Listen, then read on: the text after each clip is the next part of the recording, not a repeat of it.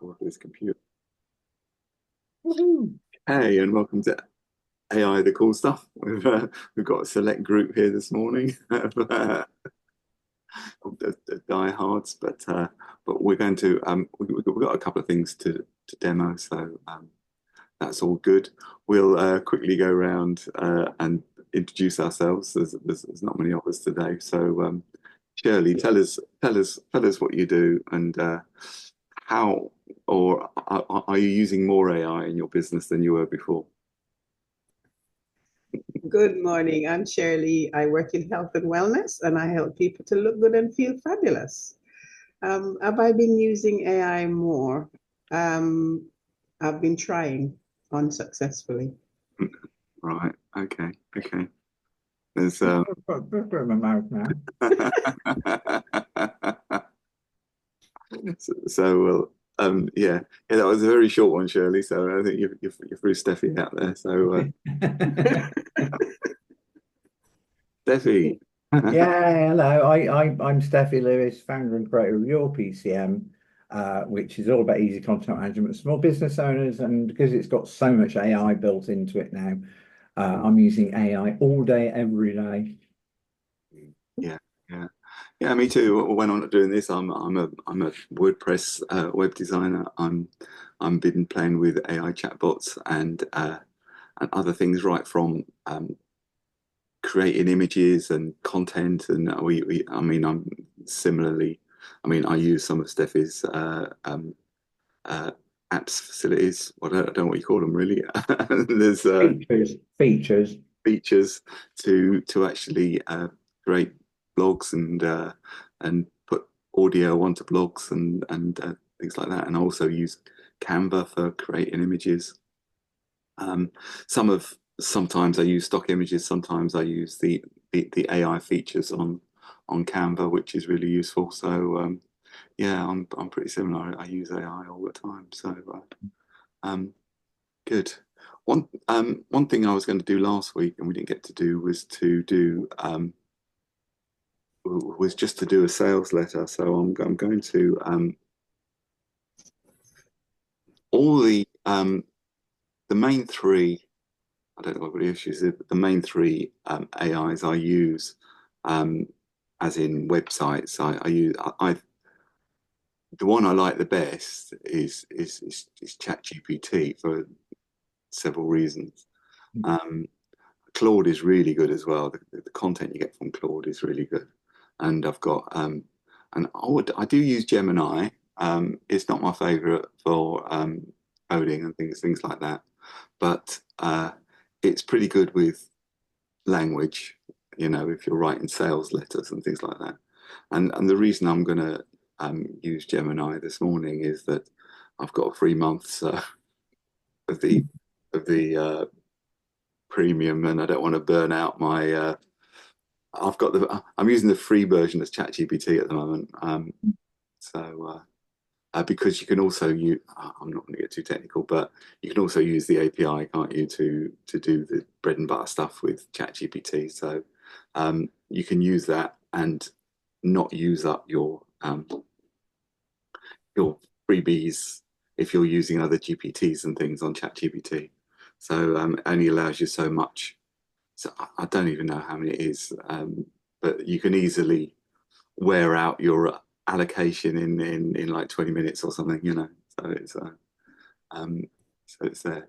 So I was just gonna I'm just gonna share my screen for Gemini, and I'll comment on it. There's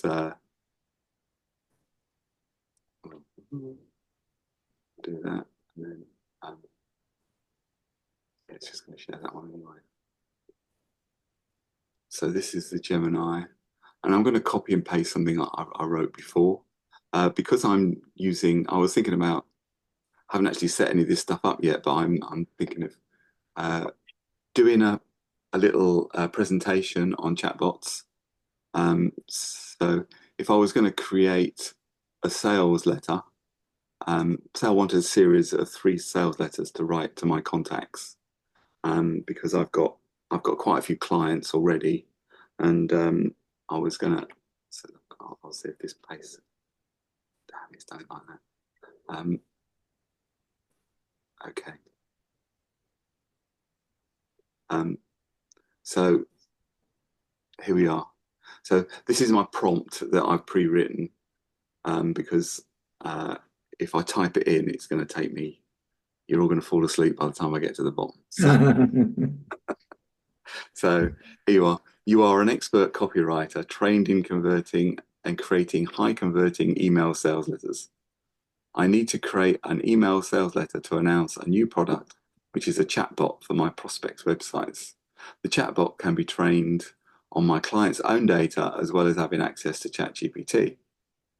Google likes chatbots because they enhance the customer experience. I want to encourage readers to sign up. Now, I've said I want to use the punchy style of Ken Moskowitz and the energy and excitement of Russell Bruson. These are two professional marketers. So if you don't know about them, um, I did see these two guys. I have seen. I've actually watched presentations by Ken Moskowitz, and he is. Um, he's a little bit irreverent, but he's. I really like his style. So I've watched him doing a presentation on YouTube, and I've also seen other people quote these two guys when they're creating sales letters. Um, Ask many questions you need to create a high converting sales letter. So I want it before it creates a sales letter. I want this thing to stop and ask me. P.S. I want to create a series of 3 emails on day 1, day 3, and day 5 promoting a presentation on chatbots. The presentation is free. Chatbot's £100 plus £15 a month. My clients are mostly small business owners, but I'm open to talking to large businesses. Biggest challenge. Now, I'm trying to preempt the questions here because if I did nothing, it will ask me these questions. So I'm preempting some questions that I would hope the AI would ask me. The biggest challenge for my clients is time and having an assistant to answer queries. This is on the website. The presentation will cover learning the advantages of a chatbot and how it increases customer service. I want people to sign up for the presentation by visiting aichatbots.biz. You can cancel any time. Anyone who attends the presentation will get 20% discount. So that's the reason for signing up. We create and look after your chatbot. You can add new information by simply sending us the text in an email or a document in any format. I may be able to get it so they can actually edit their own information, but that's what I'm saying right now. So we submit that.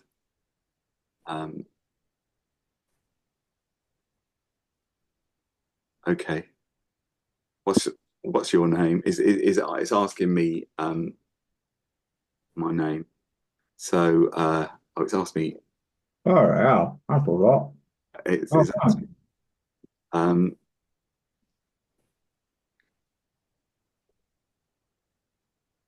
yes, this is. It's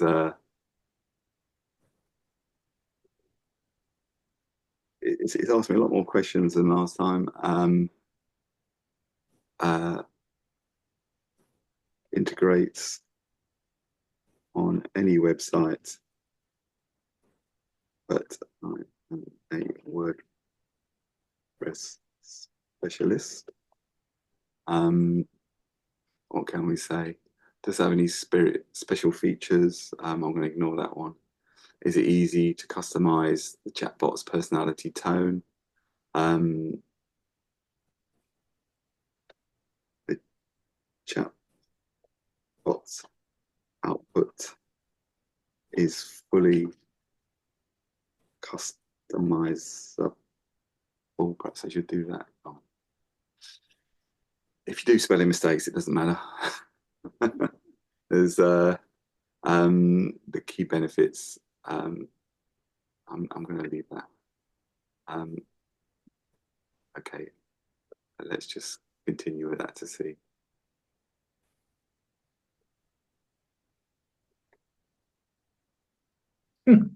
I feel like you're drowning in customer questions. We wish.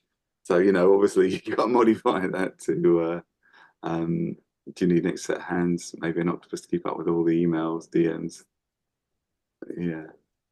So is the answer? I think I would try and modify it to make it so that the questions are answered instantly, so instant answers.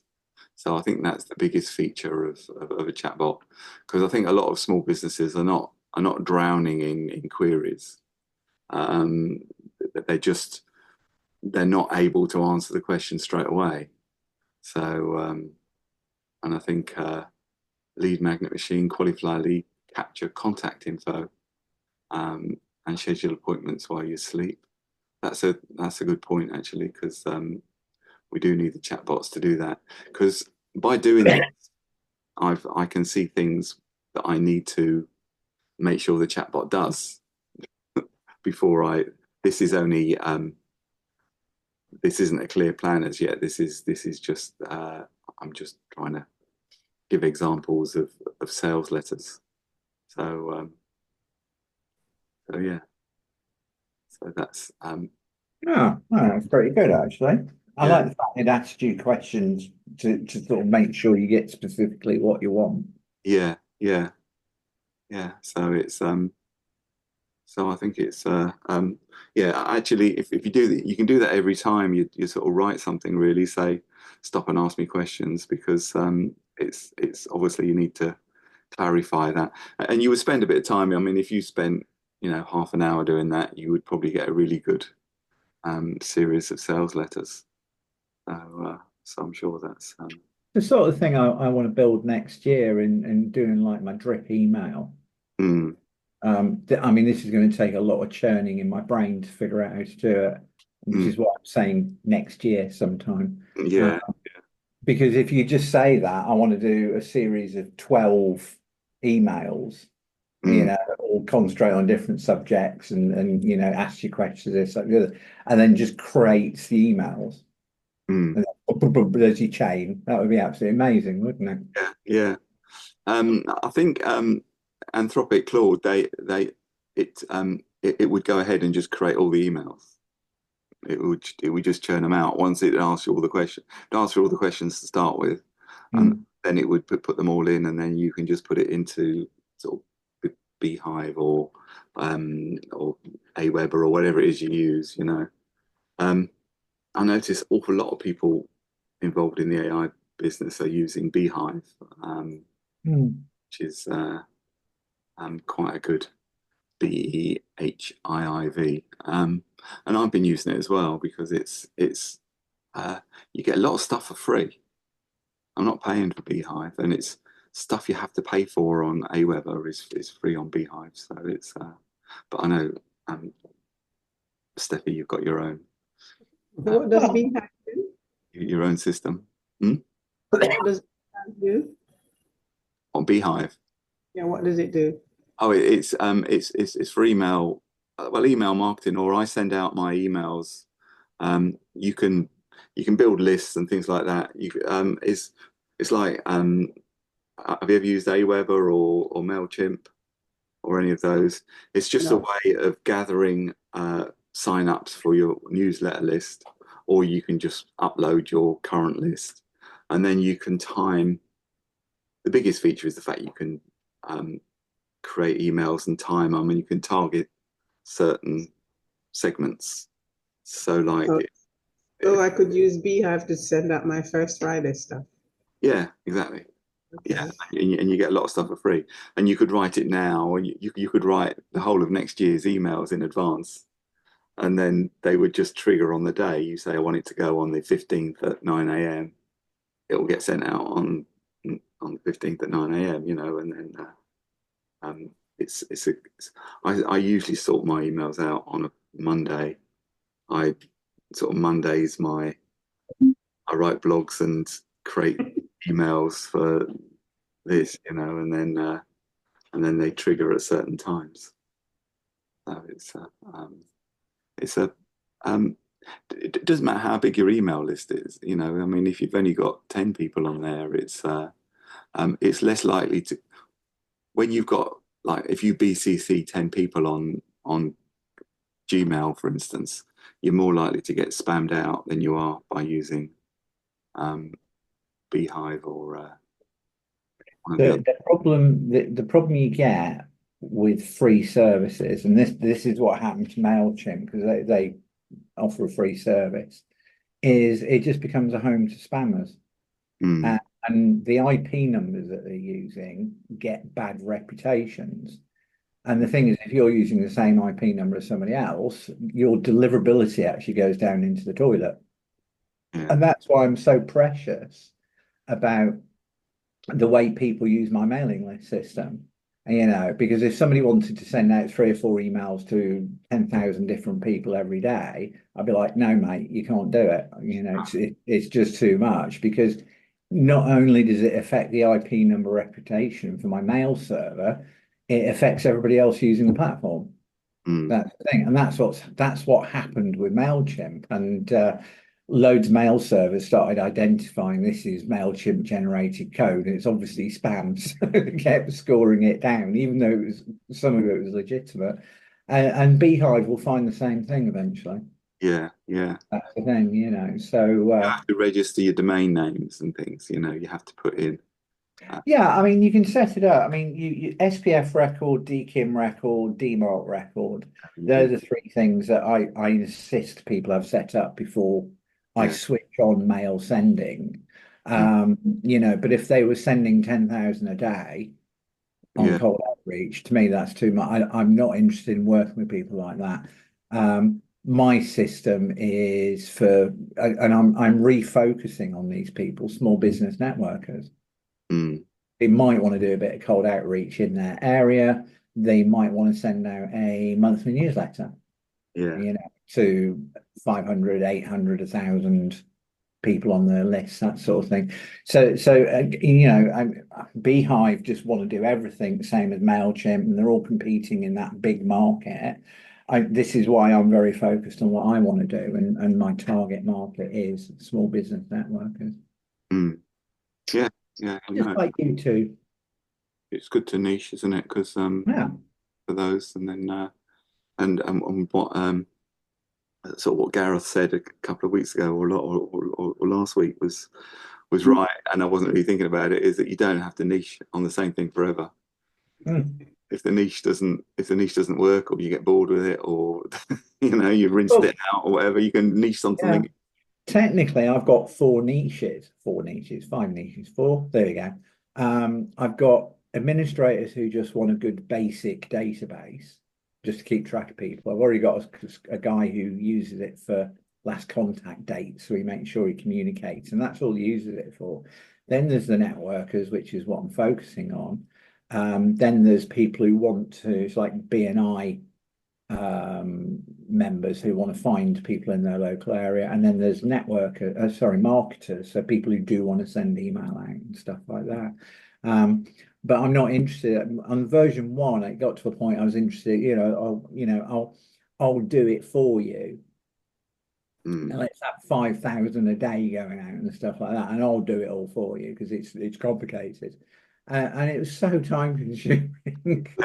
And I was just like, I don't want to do that anymore. And I've only got one concierge client now, and I suspect they'll go in the new year, which yeah, is fine by me. You know, the money won't be fine, losing the money, but mm, you know, the fact is, I'm then focused just on the sort of people I want to work with, and that's small businesses again. You know, yeah, individuals. You know, David, you and an assistant, that sort of thing. yeah, Ideal for me now. mm, So anyway, yes. So yeah, Beehive, great, but it'll eventually get the reputation as a spamming platform. yeah, yeah. So I was just talking about niches. You could like Shirley, you could niche on you could like just focus on toothpaste for a couple of months, you know, because it's a foot in the door, isn't it? Yeah.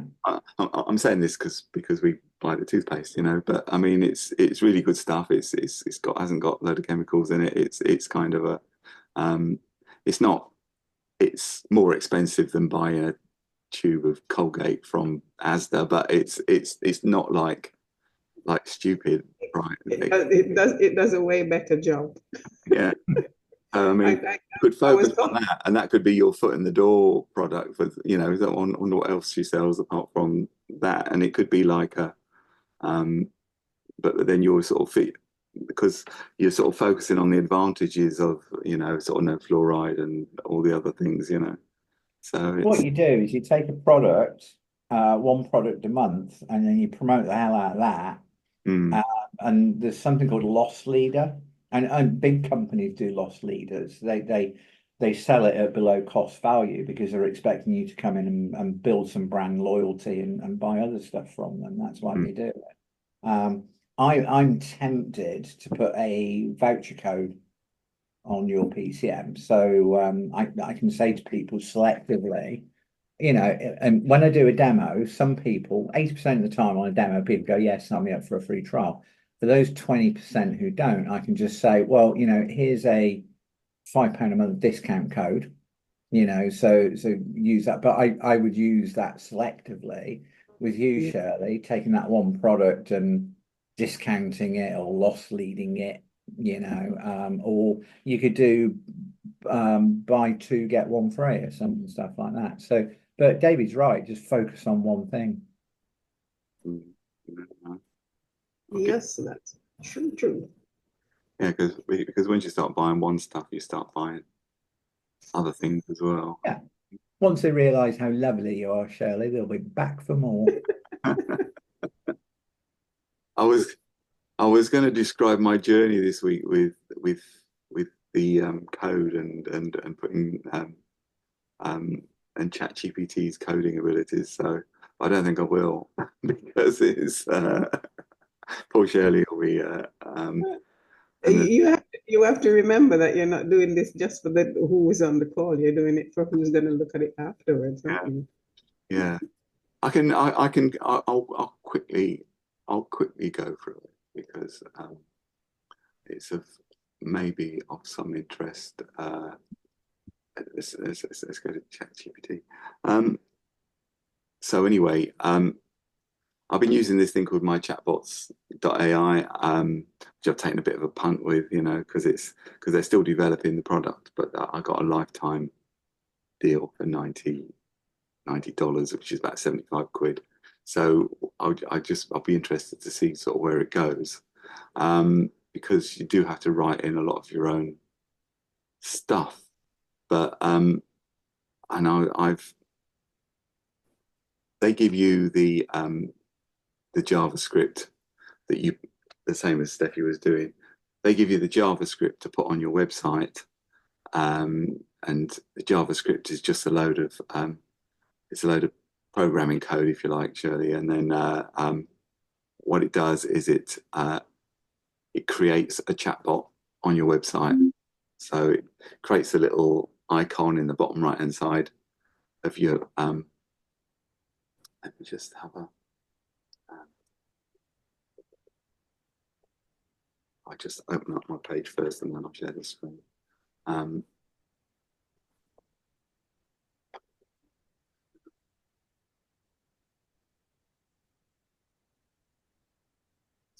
so if I share this screen, we got, at the moment it's just set as a little chat icon at the bottom Yeah. on it, and then you can ask it questions.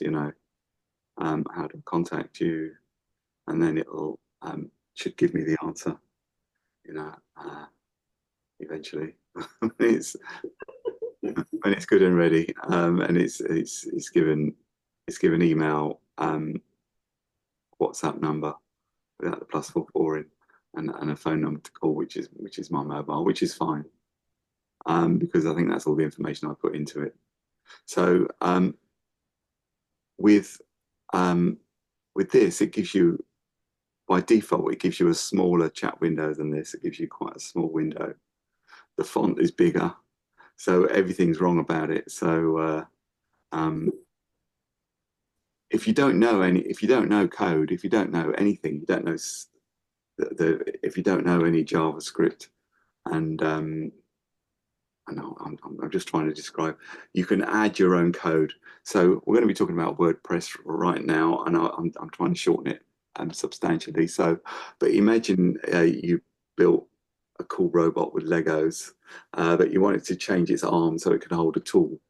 Um, you can take some extra bricks and modify the existing arm to make it do what you want.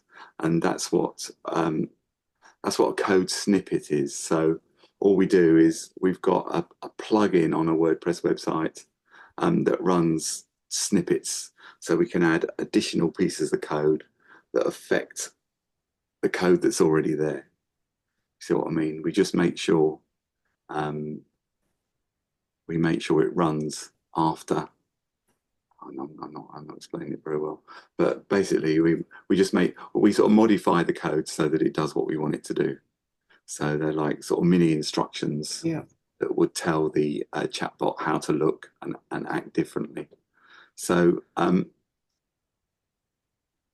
got so the code they give me is this JavaScript, and can you see that? Yeah. It's just a load of script. Now, to be honest, my JavaScript isn't that good. It's got CSS built into it as well. Yeah, that's right. It's got so I'm just code. So I'm just gonna basically I would have no idea what this all does, right? So I'm just copying the whole lot, and then I'm gonna go to ChatGPT, and I'm gonna paste this code in here. And actually, I'll put the code at the end, and then I'm gonna give myself a bit of space in there, and then this is what I'm saying. That code does not give me clickable links, so I should have explained that. That code, when it's run, will just all it'll do is just show the link, but it won't be clickable. You've got to copy and paste it. So what I want it to do is to be able to click those links. So no, it's done it as a paste. So what follows is a script from my chatbots.ai or a widget on my WordPress website, pepcorn.biz. It only displays URLs in text format. I'm using the plugin WP Code to add snippets onto my website. So I've told it which plugin I'm using. Can you write a snippet that will turn the text URLs into clickable links? So I've gone in there, I've given it all the code, and it's given me the JavaScript, and then because I've told it which plugin I'm using, it all tells me exactly how to implement this code. So that's what I think it was. I tried Gemini and it doesn't do that.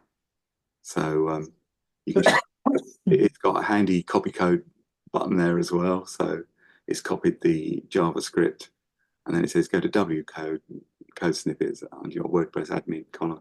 If you know WordPress, you would know these things. And it's the JavaScript code into the snippet editor. So where are we? Did I have a call? So I'm going to go to the back end of there, and code snippets. This is the back end of the code. As you can see, I've already got some of these in. So I'm going to just show you this one. I'm not going to paste that one in, but basically this is what we came to. It gave me a couple of false starts where it wasn't working for whatever reason. It wasn't quite right. So I just kept querying it. We just kept chatting until it worked. And then eventually we came up with this script, which is a lot shorter than the original, to be honest. And this works fine. So then I've added that extra snippet in there. And if I'm just going to quickly explain. And because I've given it a lower priority, making links clickable than the actual, this is the code for the AI chatbot, which is a priority 5. This is a priority 90, which makes sure it's going to run after this, which means my new code will be overwrite this one. and that's that. I don't think I explained it particularly well, but I've sort of trying to give you an idea. I was going to explain it in more detail, but I didn't. Don't think. I think everyone. I kind of get the gist because my son does a lot of coding. And Yeah. sometimes he goes, Mom, come and have a look at this. Tell me what you think about that. Yeah, yeah. I mean, but the point is, chat. If you don't know code that well, if you don't know, um, I do know CSS, but not JavaScript particularly. And even with CSS, it will generate it for you a lot quicker than you can write it. So you can explain in English what you want, and then it will knock out that code. And you may add a little bit to it, like it didn't put in important on the couple of lines or when I created it, which I put in myself. But it's a massive time saver with coding, and I think it's one of the things that they were actually pushing, especially at the beginning, and now they're sort of vying with each other, which is best.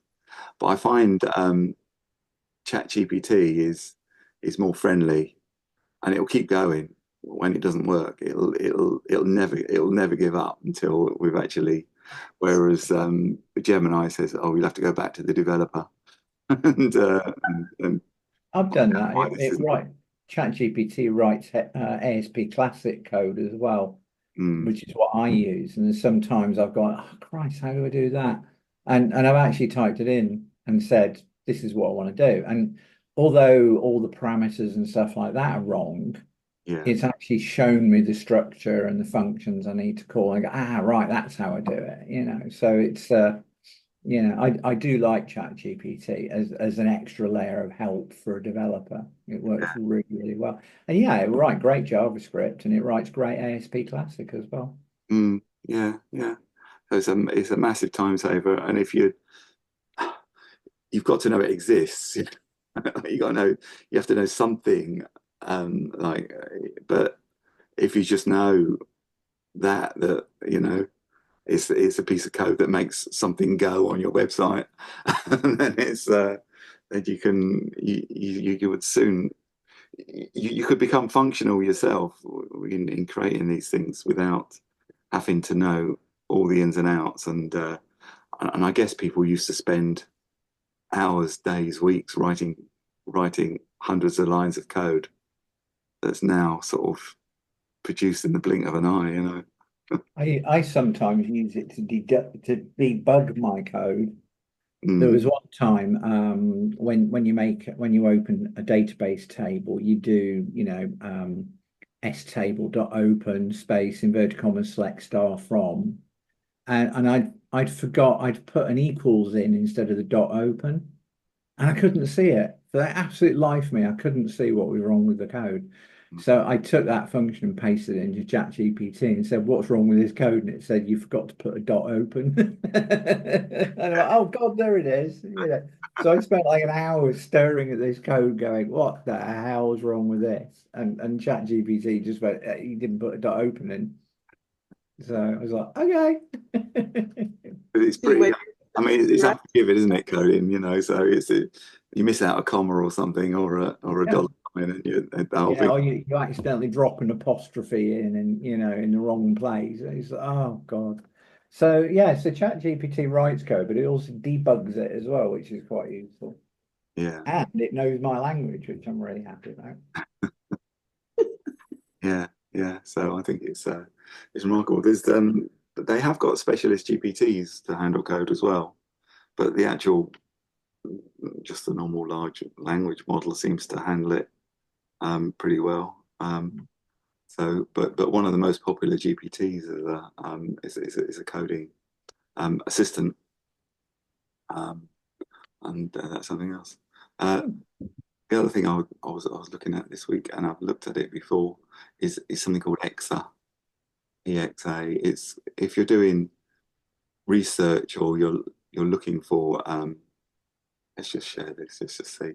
Um, so if you're looking for research papers, um, so say if I was to say research, it's exa.ai, and then you can click on to search or do various things. But it seems to be it finds research papers a lot quicker than and more cleanly than Google. Um, so research papers on the advantages of aloe vera. Say, let's just say that because this could be relevant. So, and we just in search and see if it produces any. And here we have a load of scientific papers on the research into aloe vera. All right, this added value of aloe species panacea of several maladies. There's one here. There's look, benefits of aloe vera in dentistry. There are no benefits in dentistry. Their job is to cause you pain. Yeah. Well, I've got a broken tooth down here, and as long as it doesn't give me any pain, I don't need to go and see the dentist. And I hate dentists. Yeah, I do as The well. last time I had a tooth extracted, I actually went to the hospital and had an anaesthetic, so I couldn't remember it. Yeah. But like I can imagine some of these, you could cherry pick these and pick something you think, oh, I like the look of that, and just read it. It will give another string to your bow when you're doing your presentation, Shirley, about the, you know, Yeah. the advantages of aloe vera. You know, we anti-inflammatory. I think most people know about the anti-inflammatory properties of aloe vera if they know anything at all about aloe vera. But and I know it's for burns and things like that. I know they use it even in hospitals. So it's kind of a there, but there's yeah. So there's Effects of aloe vera and wounding eels, wound healing, and can't yeah. even see what that says. Cell proliferation, migration, and viability. Yeah, but then what you can do is you can get one of these papers and you can copy and paste just segment or the whole thing if you want, paste it back into ChatGPT and say, can you rewrite this so a 15-year-old could understand it? Huh? Or maybe a undergraduate, or you could tailor it to an 18-year-old. You could tailor it to Yeah. who your audience is, you know, to an, an an audience that never went to university or something like that. You can say that, paste it all in, then it will give you a totally different. It will give you the information still, but it gives you um, it gives you the it gives you in a more relatable format that you could use to explain to different people, which I found really sometimes things are complex and highfalutin, you know, and you Or think, Shirley, you drop the URL into Splog it and tell it to write you a blog post. yes, there is that as well. Yeah. And you can, in the instructions, you could say, my target is a certain age or a certain demographic or whatever it is, you know. So it's there are All very clever, isn't it? I do like it. yeah. So I think that's a really there are there are other places where you can get research papers. ChatGPT will find you research papers as well. There is a GPT for it. Um, I was just looking at the most popular. I use my favorite Gamma dot app to share to do the 10 most popular GPTs on ChatGPT. So do you know what GPTs are, Shirley? They're additional. So when you go to Chat, I'll show you actually. So when you go to ChatGPT, um, we've got GPTs here, Explore GPTs. These are additional. Some of them have been written by OpenAI, but most have been written by other. It tells you who's been written them, and there are thousands of them. Some are more popular than others, and you can just click on these and run them. You can read, you can start that up, and then um, you can ask it to create a video for you. Now I know that Veed is going to take you over to the Veed website, so it's kind of a bit of a cheat, but sometimes they create stuff on ChatGPT for you. So, um, this is an AI video generator, so you could ask it to generate a video for you for something. And it will do it. But then it'll take you across to the Veed website to finish it off. Then you have to sign up on their website and things like that. But it's the principle's there. So the Code Copilot, that's what I was talking about earlier. That's one of the most popular GPTs. And I know that because it's on here. So Code Copilot is their most popular GPT. It's exactly what we were talking about, sort of reviewing your code for potential errors, debugging and optimizing. Because sometimes when we add lots of segments to a script in different, one after the other, so you get a giant CSS, different segments of the script, and you can ask it to optimize it so it can join a lot of those together. So and then it would make it quicker running your page, your website. Zapier or Zapier, I'm not sure how to pronounce it. I always call it Zapier, but other people call it Zapier. Zapier is a way of moving data around from one app to another. If you had an Excel spreadsheet, for instance, where you kept all your contact details, you could zap any changes you made to that spreadsheet could be, in theory, be zapped across to Beehive or Aweber or anything. There are so many. It's just you can zap any data from any app to any other app virtually. Creative Writing Coach is one of the top GPTs, creating ideas and writing goals. It'll critique your writing style if you upload stuff to it. Personality insights, you can do these on 16personalities.com and things like that, but this is another. It's one of the top 10 GPTs, so it must, to my mind, if it's in the top 10, it must work. So it's about understanding your personality and how to build on your own strengths. Summarizer, exactly what we were talking about earlier, about if you've got a huge long research paper, drop it in there and say, can you summarize this in one paragraph? That's another one. And I believe it will summarize YouTube videos as well. So all YouTube videos now will have a script with them, unless it's been disabled, so it can summarize a YouTube video. Language translator.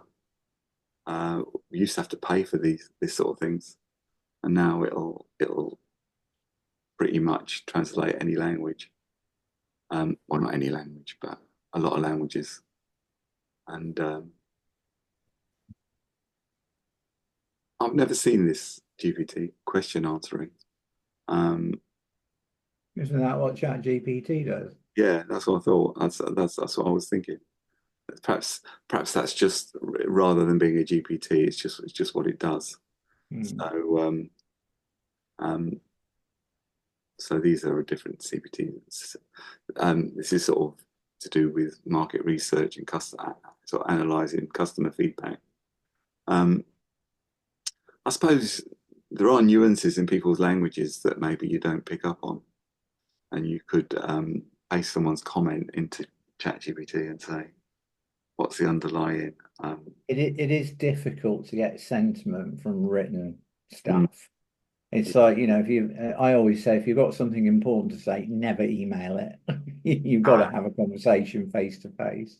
Yeah. At least on Zoom or something, Yeah, texting is even worse, isn't it? I mean, yeah. Some people miss out commas and things, and you can get a completely different people. I know people fall out over texts, Oh yeah. permanent. Yeah. I've had that. So ideation generator, that's an interesting one. Helps you brainstorm and generate new ideas for various projects, business plans. And you can, if you've got the app on your phone, you can actually chat, talk English with these things and just go there. Fact checker. I don't know if it uses the web, but I would think you would need to check. Again, I think ChatGPT would probably do that, but I've always used Perplexity in the past to do the fact checking because it was always live. But now ChatGPT has also got access to the live web. I have to try it out and see how good it is, because you see a lot of stuff on Facebook and a lot of stuff, going around that is not true. But sometimes you think, oh, is that true or not? So you can drop it into a fact checker and get the answer. So yeah. So there's a lot of stuff out there to get around. there's a lot of handy GPTs. The one I use is because they've upped the amount you can have on the free version is the PDF. If you've got a large PDF file and you want to ask questions on it, you can upload it into the PDF analyzer, and it's you can then chat with that PDF document. It's 15 megabytes for it's a limit, so it's a size limit, not a number of pages. Because like I've got one that's 5 megabytes. It's got 1,000 pages in it. So a lot of the others won't allow you to. It's beyond the limits of most of them, but ChatGPT will allow you to upload 1,000-page document, and then you can just chat to it. You can say, produce me a summary, or you can produce me a blog on what happened between, if it's like a history one, I've got particular history ones, give me a summary about what happened between 1900 and 1914, and it'll produce, or you can say sort of write a blog about the most important people in this organization between the wars, and things like that. You can create a story from a lot of dry facts, It's In the style of Douglas Adams. in the style of Adams, and it does it. Yes, we've done that before, haven't we? And it works really well. Douglas Adams. Yeah. Yeah, Hitchhiker's Guide to the Galaxy. Hitchhiker's Guide to the Galaxy. Trilogy in 5 parts. And space is big, really big. You just want to see how hugely mind-bogglingly big it is. You think they're going down to the shop to get some milk is a long way. Yeah, I think the long way down to the shit. So yeah, Oh, what's the opening paragraph? So far out in the uncharted backwaters of the western spiral arm of the galaxy lies a small unregarded yellow sun. Orbiting this star at roughly 90 million miles is a little blue-green planet whose 8 descendant life forms are so amazingly unevolved they still think that digital watches are a good idea. That's right, yeah. That's the opening paragraph of Hitchhikers. It was as close as I can remember it. Yeah. Happened to It's my favourite series of books ever. It's just brilliant. Yeah. I've just finished listening to the dramatised versions on Audible. Right. And I keep going back to Hitchhikers. It's the first series of books that I really got into as a teenager. I remember listening to the original radio series on my transistor radio. I think I've still got the recordings of the radio I made at the time on my cassette record. Yeah. And then I got the DVD set. That was the first thing. And then I started reading the books, and then, it's just like brilliant. I love Hitchhikers. Yeah. I even enjoyed the film, the film that they made of it. I mean, it's completely doolally compared with I went to the cinema to see that. I dragged my son along, small, and we watched it, and I thought, it wasn't very faithful to the original, and I didn't think it was as witty as the. No, it was funny, but it wasn't subtly funny as Douglas Adams wrote it. Although I have to say, Alan Rickman being Marvin was an absolute masterstroke. It really was. And the fact that we saw the original Marvin in the queue Yeah. on the Vogsphere, in when they're trying to file the paperwork to get Trillion out. I just thought, oh, no, it's Marvin, it's real Marvin.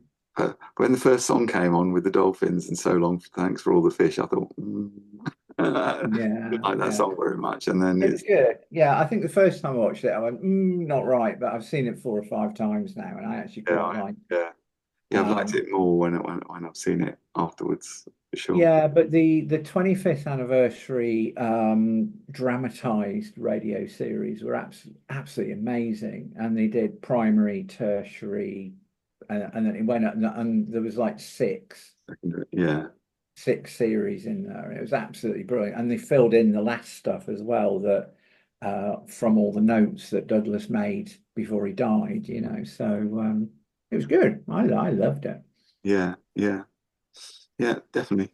Okay, and Sorry, Shirley. on That's that, what happens when you speak to hitchhiker nuts.